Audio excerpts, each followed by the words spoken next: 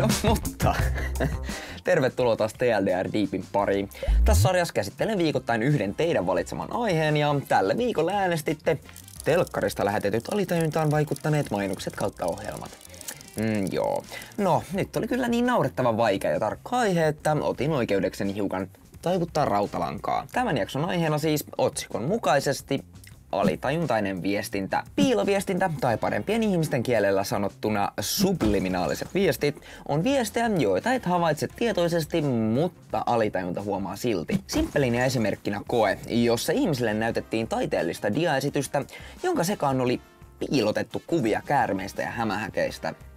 Näitä kuvia näytettiin sekunnin 30-osan, eli niin lyhyen aikaa, ettei sitä voi havaita, mutta silti suuri osa koehenkilöistä koki diaesityksen ahdistavaksi, eivätkä osanneet antaa selitystä. Kukaan koehenkilöistä ei tietenkään raportoinut huomanneensa käärmeitä, saati hämähäkkejä, mutta heidän alitajuntansa kyllä nappasi fiilikset niistäkin. Koko homman subliminaaliviesteistä aloitti markkinointitutkija nimeltä James Vicari vuonna 1957.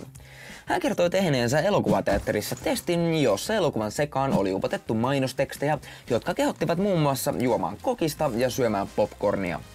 Näitä mainoksia esitettiin useita kertoja, mutta niiden yksittäinen kesto oli vain sekunnin 0,000 niin varmaan kaikille selvää, ettei sellaista kukaan ehdi edes huomaamaan.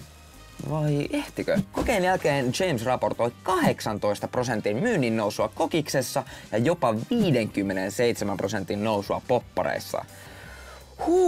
Paniikkihan siitä syntyi, mutta alkoiko markkinointivallankumous? Ei.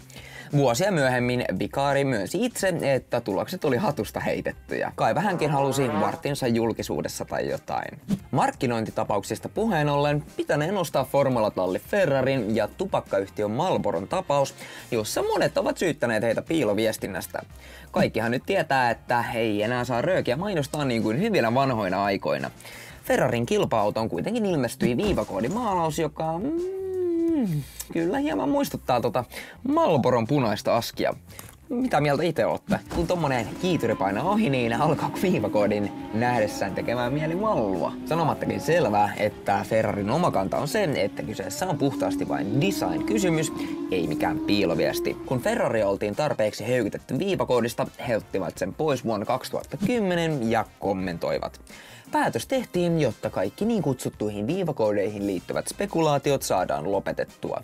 Niitä ei ollut koskaan tarkoitettu viittaukseksi tupakkamerkkiin. Sitten taas heavy metal-bändi Judas Priestin piiloviestitapaus oli sitä tasoa, että päätyi oikeuteen asti. He päättivät coveroida kappaleen Better by You, Better Than Me. Alkuperäinen esitys on bändiltä Spooky Tooth ja Judas Priest sai oman versionsa kansan kuultavaksi vuonna 1978. Tästä meni sitten muutama vuosi, kun joulukuussa 1985 kaksi päihtynyttä nuorta yritti itsemurhaa, toinen siinä onnistuen ja toinen vakavia vammoja saaden.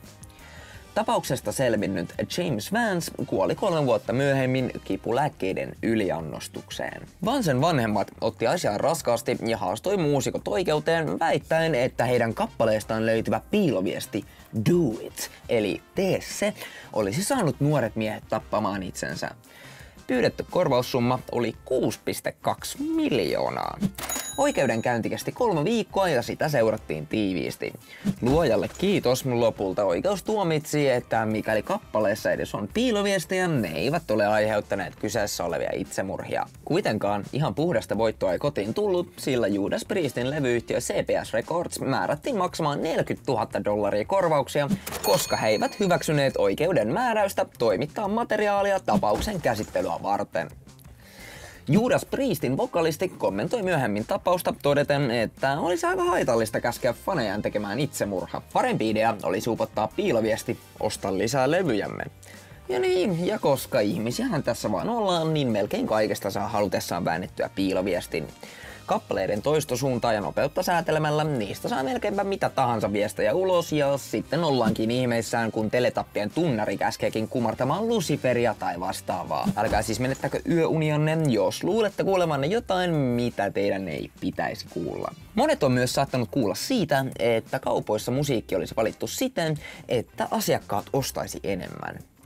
On itse asiassa ihan näyttöäkin, että muun muassa hidastempoisella musiikilla on yhteyksiä asiakkaiden hitaaseen kävelyyn ja suurempiin myynteihin. Se toimii myös muun muassa ravintoloissa, joissa se saa asiakkaan viihtymään kauemmin. Klassinen musiikki taas saattaa tuoda joissain asiakkaissa tunteen kallista tai arvokkaasta liikkeestä ja näin ollen saada hänet kyseenalaistamaan hintaa enemmän mitä normaalisti. Musiikilla vaikuttamiseen vaikuttaa monta eri asiaa, kuten tempo, tyylilaji ja äänen voimakkuus. Esim. Kasinoissa taas saatetaan soittaa rauhallista kuin hissimusiikin tyylistä settiä, joka kannustaa pelaajia olemaan ihan chill, jäämään vielä hetkeksi. Eli joo, ulkopuoliset ärsykkeet voi todellakin vaikuttaa siihen, miten toimit, mutta onko shoppailumusiikki piiloviestintää? No, vähän niin ja näin. Varsinaiseen subliminaaliseen viestin määritelmään se ei mahdu, sillä pystyt aivan selkeästi sen havainnoimaan. Suurin kysymys tässä, mikä jää jäljelle, on varmaankin, että toimiiko nämä subliminaaliset viestit oikeasti? No kyllä, mutta selkeästi hyvin heikosti. Noin 10% teholla ihan normaaleista viesteistä. Myös hyvin yleistä on se, että piiloviesteillä saadaan tulosta, mikäli testihenkilöllä on jo valmiiksi potentiaalia suorittaa viestin sisältö, kuten limsan ostaminen. Eli vannon. Voitte siis edelleen katsoa telkkaria ja leffoja ja oikeastaan mitä vaan ilman pelkoa siitä, että teidät aivopestään. Yes. Hei, siinä oli tämän viikon diippi täältä meidän ihanasta väliaikaistudiosta. Jos dikkasitte aiheesta, minusta tai ihan mistä tahansa, tilatkaa kanava ja jättäkää peukku.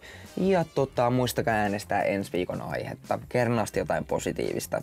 Ja Snapinkin saa seuraa. Ihan tosi.